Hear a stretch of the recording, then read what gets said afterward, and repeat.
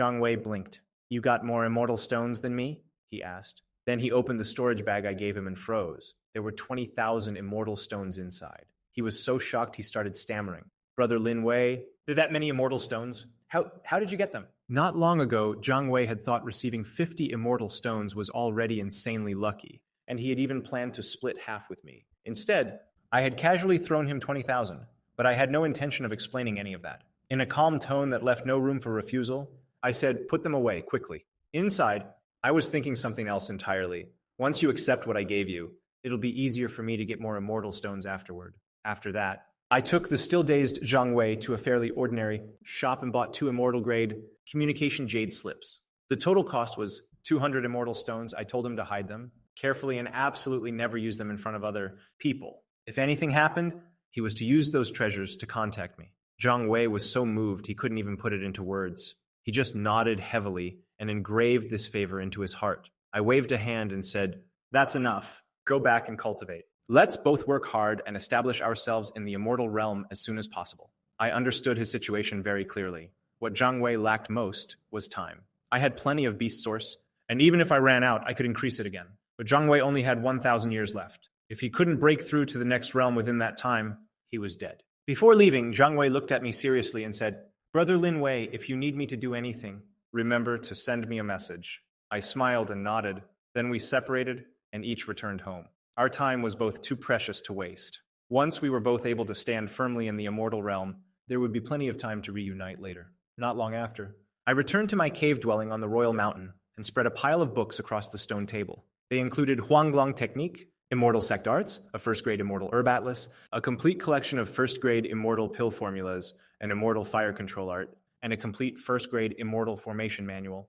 I planned to spend a period of time studying them carefully. One day later, I had already become familiar with the process of cultivating my new technique and began practicing it accordingly.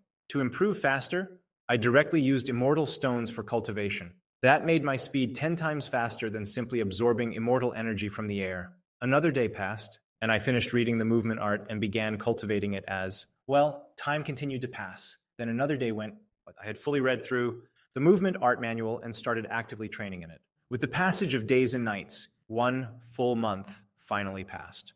By then, I had memorized every single one of those books, and I discovered that my cultivation was already on the verge of breaking through. With just a single thought, I could step into the second layer of Xingyun realm, but I still forced myself to suppress it. If I broke through now, it would attract too much attention. Just imagine it. Out of more than 100 authorized retainers, only I alone had broken through to the second layer of Xingyun realm.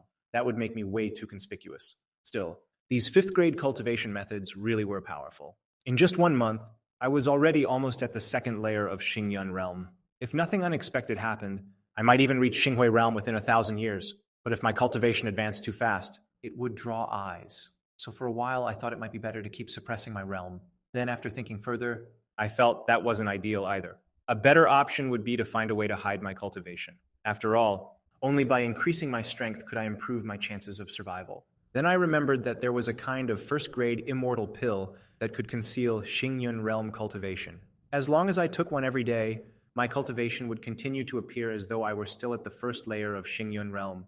By that point, I was already familiar with the knowledge needed for a first-grade immortal alchemist. Compared with a 10th-grade mortal alchemist, the key difference was this. I had to fully master all first-grade immortal herbs. And I had to master one more thing, immortal fire. Mortal pills could be refined with spiritual energy. Immortal pills could not.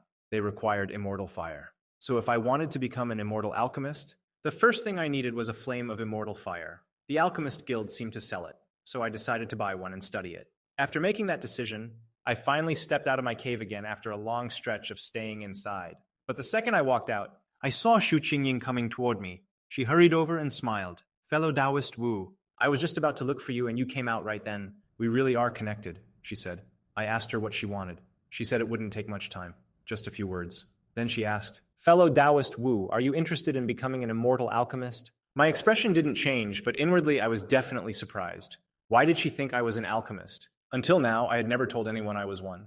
I had even intentionally erased every trace of that identity. For example, after every alchemist finished refining pills, a faint medicinal fragrance usually lingered on their body. But every time I finished refining, I used formations to erase that scent completely. Shu Qingying looked completely sincere as she said, "To be honest, fellow Taoist, I was born with a special ability, an intuition for these kinds of things. The moment I first saw you, I felt you were also an alchemist. That didn't really shock me. This world was strange enough already that an ability like that hardly felt impossible. So I replied calmly, in the mortal world, I really was a rather ordinary alchemist. But my talent isn't great. Becoming an immortal alchemist probably won't be easy." Shu Qingying smiled knowingly and said, "I think you can definitely become an immortal alchemist.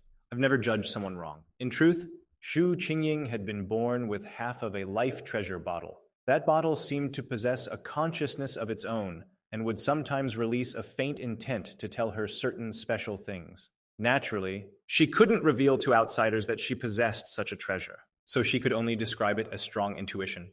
And now, when she wanted to become an immortal alchemist, that bottle had nudged her to find this particular neighbor, me. So she spoke with full sincerity and said, "You should understand how important it would be for us to become immortal alchemists. Once we do, we won't lack immortal stones or low-level cultivation resources anymore. Then we can quickly break free from our current predicament." I only asked one thing in return.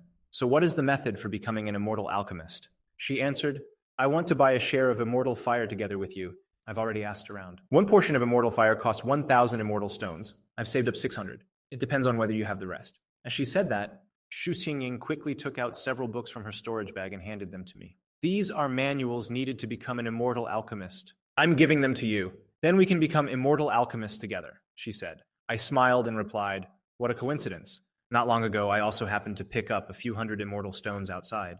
Then I added, "But from what I understand, one portion of immortal fire can only be refined by one person." Shu Qingying looked around carefully, made sure no one else was nearby, and then lowered her voice.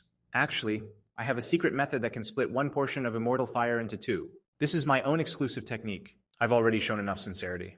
I hope fellow Taoist Wu will trust me this once. We both know that if we want to escape this situation, we have to cultivate hard and improve quickly. Cultivation resources are the most important thing. If we become immortal alchemists, we won't be so desperate for resources anymore." She kept talking, and honestly, the way she said it was incredibly persuasive, but I still couldn't help warning her. "Fellow Taoist Shu, let me remind you of something," I said.